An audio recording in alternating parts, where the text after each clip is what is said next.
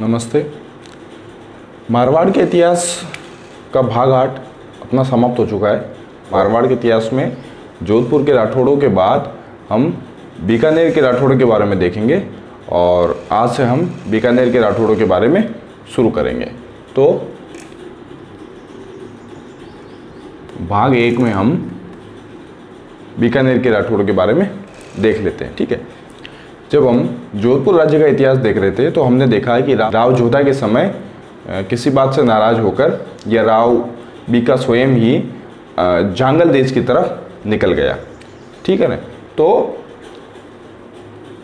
बीकानेर का पहला शासक जो आता है वो है राव बीका, 1465 से 1504 ईस्वी।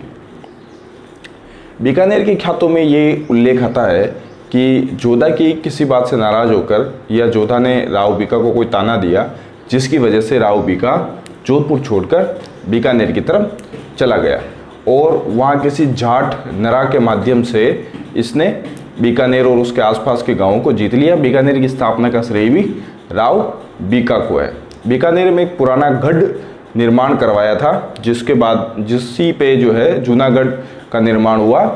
उसका निर्माण 1485 में शुरू हुआ और 1488 में पूर्ण हुआ। तो इस प्रकार बीकानेर जो है वो राठौड़ों की दूसरी राजधानी, ठीक है ना, शक्ति का दूसरा केंद्र बन गया। बीकानेर के इस राज्य की स्थापना के पीछे ये माना जाता है कि बीका को माता करणी का आशीर्वाद प्राप्त था और कई जगह ऐसा भी आता है कि माता करणी ने राव बीका को स्वप्न में आके संदेश दिया कि बीकानेर राज्य की स्थापना की जानी चाहिए और इसीलिए राव बीका ने माता करणी का मूल मंदिर बनवाया।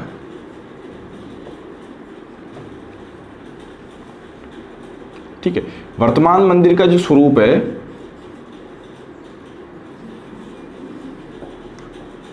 उसका निर्माण तो सूरज सिंह जी ने करवाया था, लेकिन करणी माता के मूल मंदिर का निर्माण राव बीका ने करवाया। जब जिस समय राव बीका इधर आया था बीकानेर की तरफ, उस समय भाटी, चौहान, झुंझुनू के कायम खानी,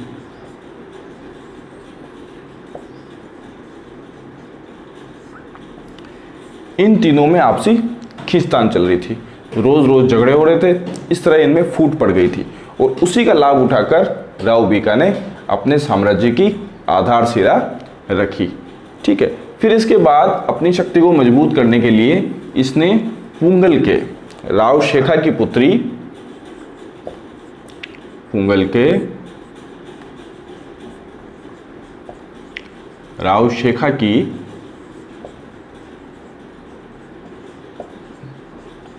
पुत्री से विवाह कर लिया और इस विवाह से इसकी राजनीतिक स्थिति जो है और सुदृढ़ हो गई। तो हम देख सकते हैं कि किस प्रकार राव बीका ने आसपास के क्षेत्र को जीतकर बीकानेर राज्य की नींव रखी। राव बीका के बाद इस क्षेत्र का जो स्वामी हुआ वो हुआ राव नरा।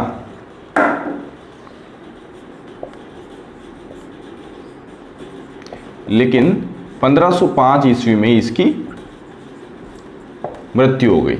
ठीक है, 1504 तक राव बीका रहा था और एक साल ही राव नरा रहा। तो बीका का जो छोटा पुत्र था राव लूणकरण,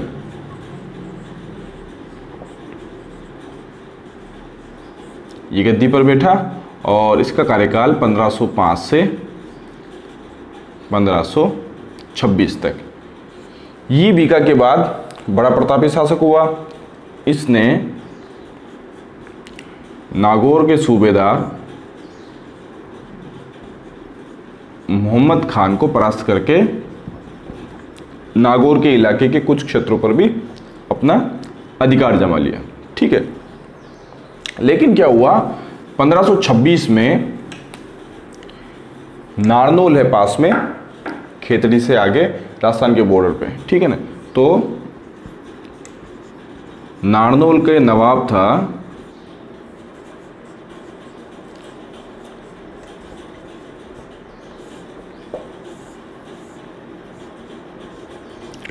ढोसी। नारनौल के नवाब से इसकी मुठभेड़ हो गई और ढोसी के युद्ध में, ढोसी गांव में एक युद्ध हुआ नारनौल के नवाब से, और उस युद्ध में लाव लूणकरण जो है इसकी मृत्यु हो गई। ठीक है ना। तो कुल मिला के हम ये देख सकते हैं कि राव बीका, नरा और राव लूणकरण जो है वो आसपास के क्षेत्र में अपना प्रभाव जमाने की लगातार कोशिश करते रहे। राव लूणकरण के बारे में हमें कुछ चीज़ें और भी देखने को मिलती है, जैसे इसके बारे में ये ख्यातों में उल्लेख है कि ये बड़ा दानी था और कर्ण के समान जो है दानी था। बीटू सूजा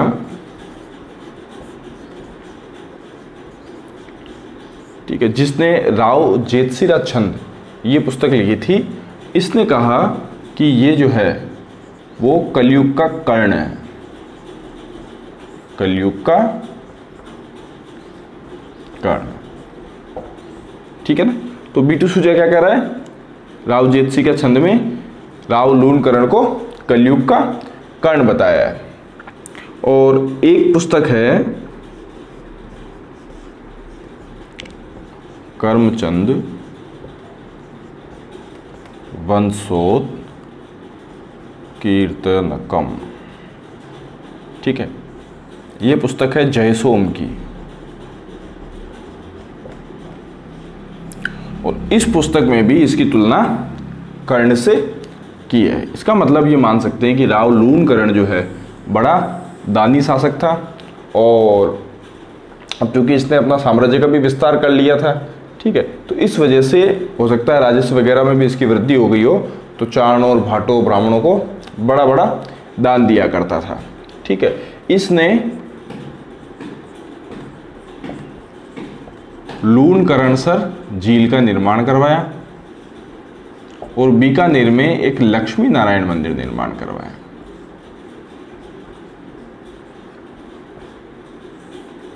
लक्ष्मी नारायण मंदिर निर्माण करवाया। इस प्रकार इन प्रारंभिक शासकों ने बीकानेर के राज्य के क्षेत्र का विस्तार किया, लेकिन चूंकि बीकानेर राज्य जो है वो जोधपुर से अलग हुआ था और जोधपुर के शासक है वो बीकानेर के शासकों को हमेशा अपने छुटभैया ही मानते थे। ठीक है ना। इस वजह से हम देखते हैं कि बाद में बड़ी समस्याएं पैदा हुई।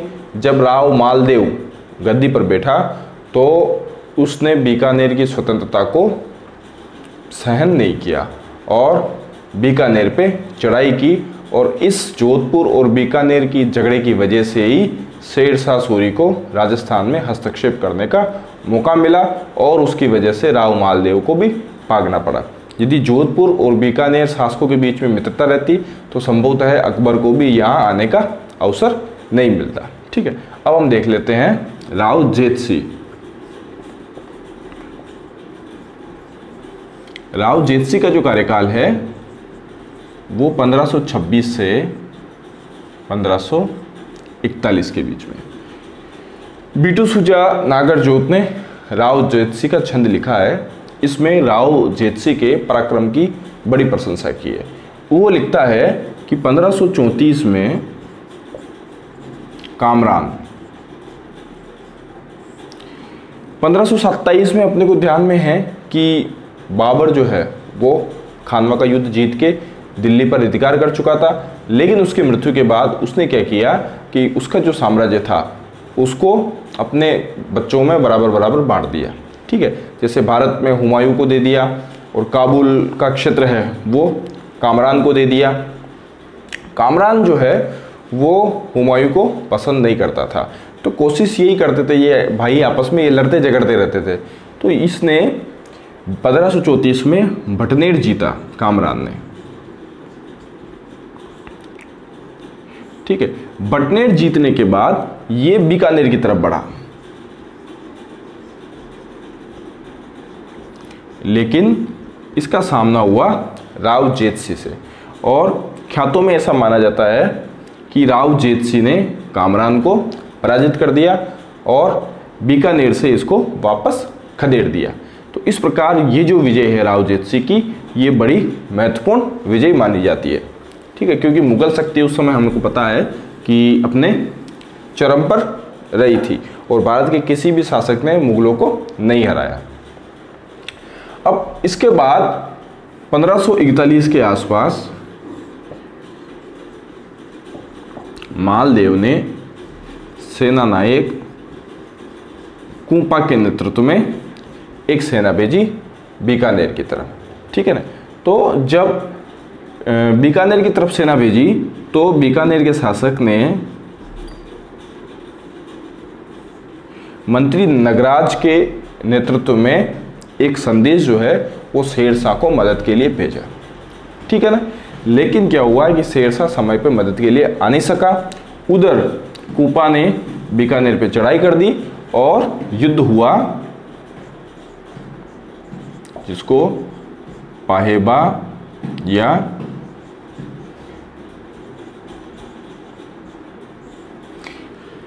का युद्ध हुआ और इसमें राव जेतसी की लड़ते हुए मृत्यु हो गई। और युद्ध से पहले उसने सुरक्षा के दृष्टिकोण से अपने पूरे परिवार को और अपने पुत्र कल्याणमल को सिरसा भिजवा दिया था, ठीक है ना। इसको भिजवा दिया सिरसा, पुत्र कल्याणमल।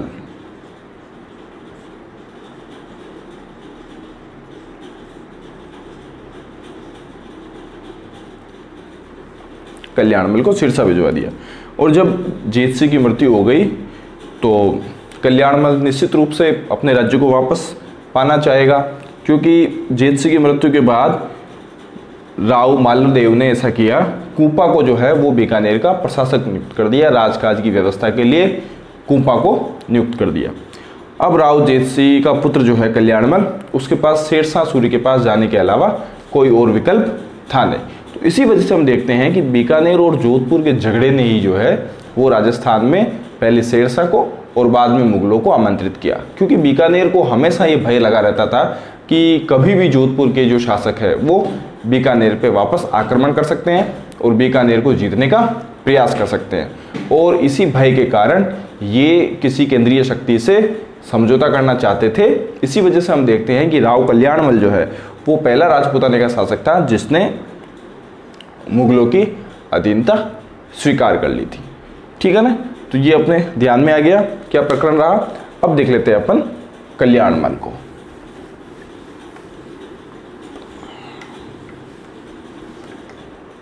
राव कल्याणमल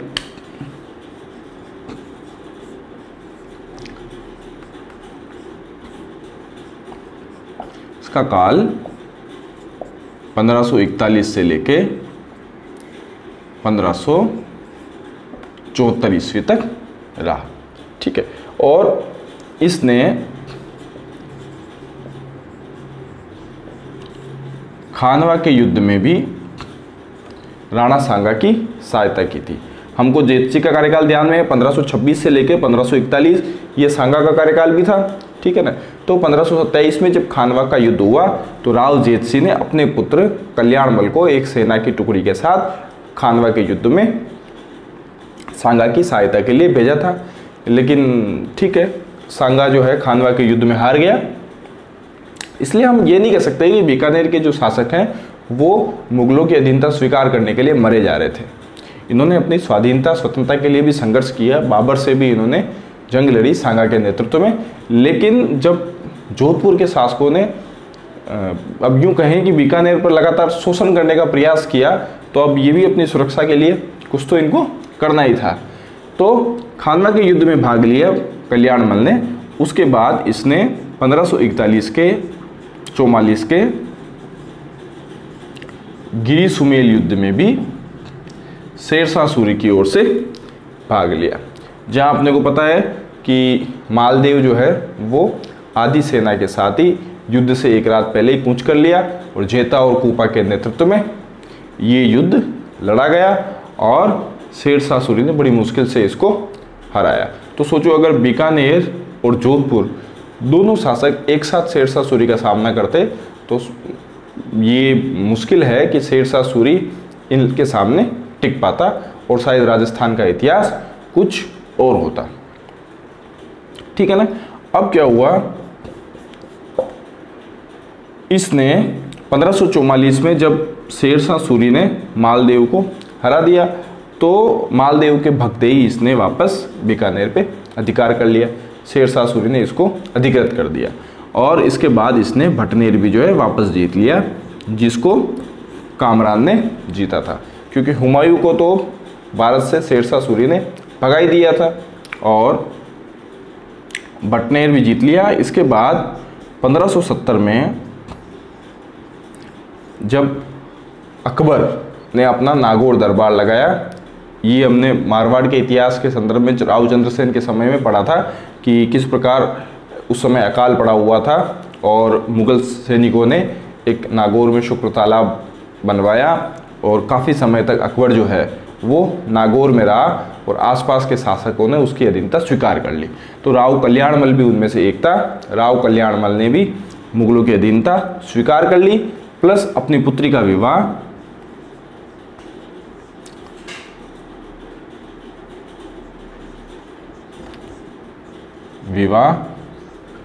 अकबर से सुनिश्चित कर दिया।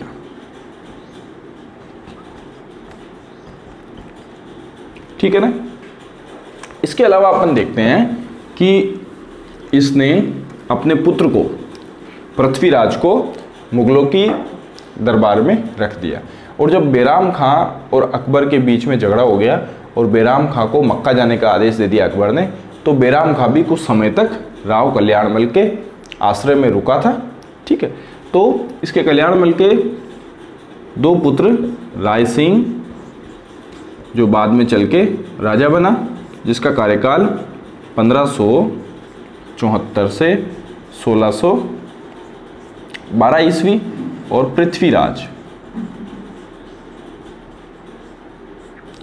पृथ्वीराज को जो है कल्याणमल ने अकबर के अधीनता में मुगल दरबार में रख दिया। उस समय ऐसी परंपरा थी कि जैसे एक तो जो पुत्रियों का विवाह है वो मुगल राजाओं से या राजकुमारों से कर दिया जाता था, प्लस अपने राजकुमार को मुगल दरबार में रखना होता था।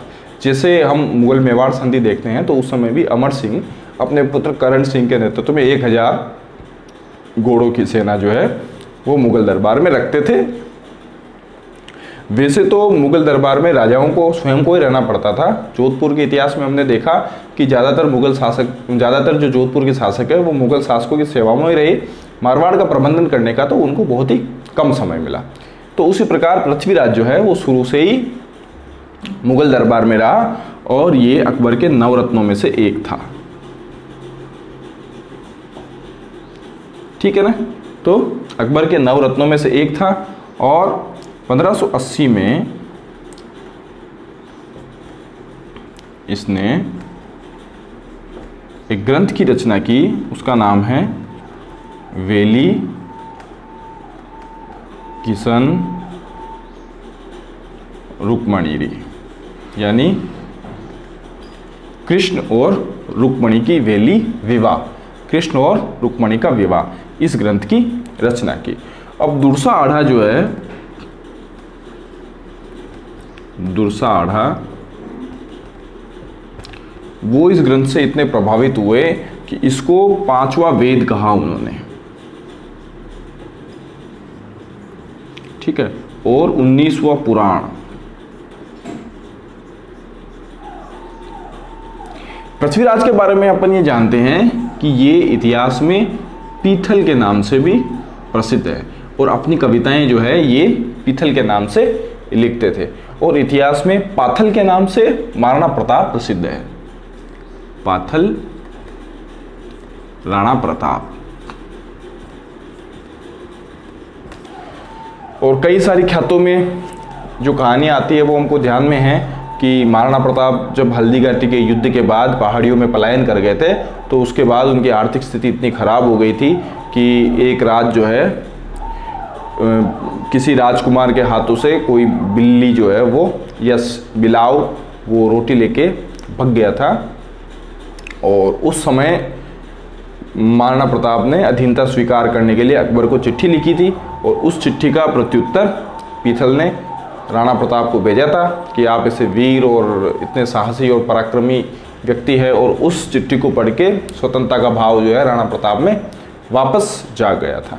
लेकिन ये सब कहानियाँ, कपोल कहानियाँ, कुछ विद्वान जो है जैसे गोपीनाथ शर्मा और दशरथ ओझा, वो इनको केवल कपोल कल्पित कहानियाँ ही मानते हैं, क्योंकि महाराणा प्रताप की हल्दी घाटी में पराजय के बाद भी उनके पास इतना सामर्थ्य और इतनी राशि थी कि वो घास की रोटी खाने की नौबत उनको नहीं आवे। ठीक है, तो इस प्रकार हम देखते हैं कि पृथ्वीराज जो है वो पीथल के नाम से साहित्य में मशहूर था। और अकबर ने इसी पृथ्वीराज को कुछ समय के लिए जागीर में गागरोन का किला भी दे दिया था। ठीक है, तो इसको जागीर में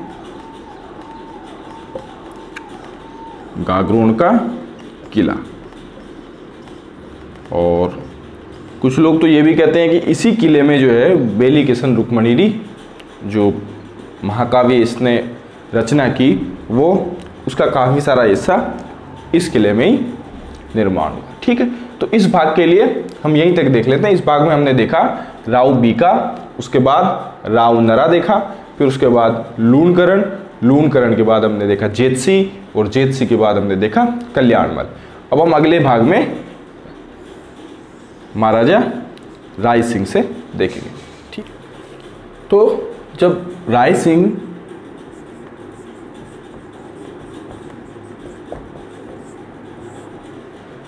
गद्दी पर बैठा 1574 ईस्वी में, ठीक है, और 1612 ईस्वी तक गद्दी पर बैठा रहा। 1612 में इसकी मृत्यु हो गई दक्षिण में बुरहानपुर में। तो इसकी गद्दी पर बैठने से पहले ही ये 1570 में नागौर दरबार में हाजिरी लगा चुका था,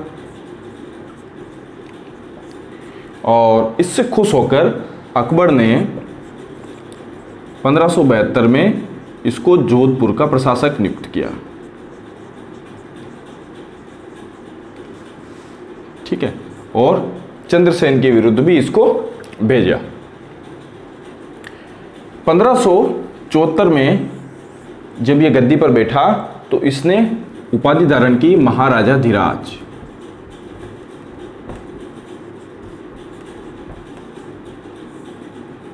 ठीक है, तो ये पहला ऐसा शासक था जिसने बीकानेर के इतिहास में महाराजा धीराज की उपाधि धारण की, और उस उपाधि के साथ ये गद्दी पर बैठा। इसी प्रकार एक ग्रंथ जो जयसोम का है वो हमने पहले भी देखा था, कर्मचंद वंशोत कीर्तनकम, इसमें जो है इसको राजेंद्र कहा।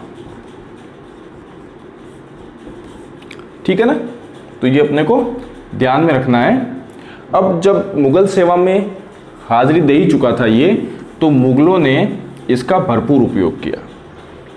तो मुगल शासकों ने इनको भी जो है लगाए रखा, है ना।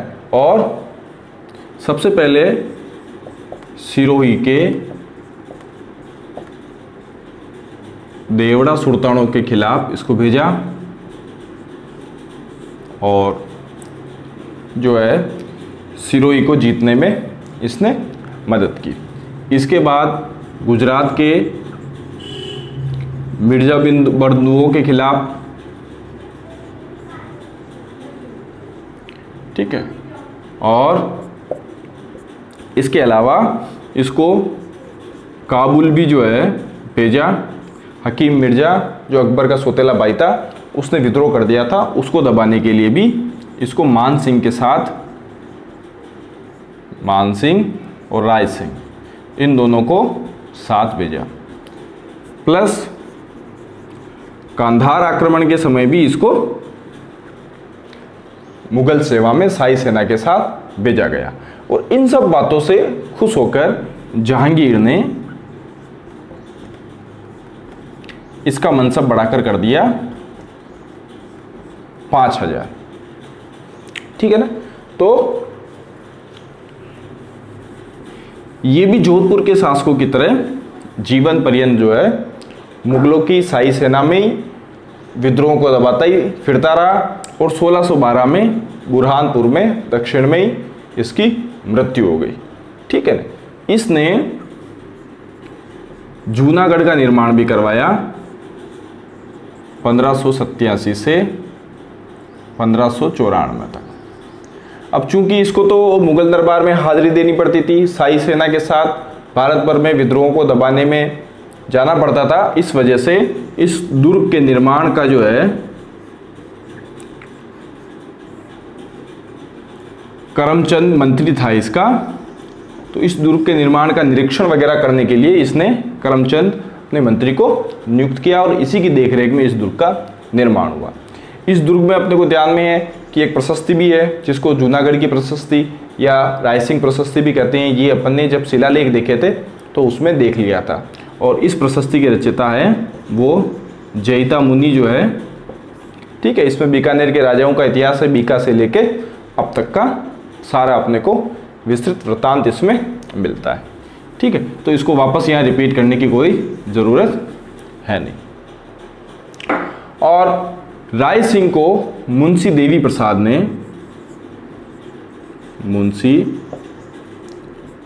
प्रसाद ने राजपूताने का कर्ण कहा है। राजपूताने का कर्ण ये क्यों कहा है? क्योंकि ऐसा माना जाता है कि ये बड़ा दयालु व्यक्ति था और इसने इंसानों के लिए तो भोजन की व्यवस्था की बल्कि जगह जगह जानवरों के लिए भी इसने चारे और पानी की व्यवस्थाएं अपने बीकानेर राज्य में करवाई थी, और इसी विशेषता से खुश होकर मुंशी देवी प्रसाद ने इसको राजपूताने का कर्ण कहा है। ये जो है साहित्य के क्षेत्र में भी बड़ा विद्वान था और इसने 2 पुस्तकों की रचना की। पहली जो है वो है रायसिंह महोत्सव,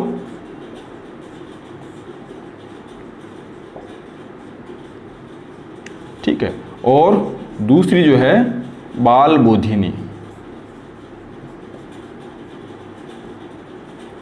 बाल बोधिनी जो है वो ज्योतिष रत्नाकर एक ग्रंथ है, उसकी टीका है,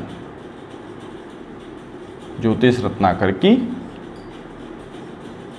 टीका है। और रायसिंह महोत्सव ये एक वैदिक ग्रंथ है, यानी इसमें औसत शास्त्र के बारे में दिया हुआ है, ठीक है। तो इस प्रकार अपन ने देख लिया रायसिंह, और इसके बाद हम आगे वाले वीडियो में देखेंगे, ठीक है। ओके, धन्यवाद, फिर मिलते हैं।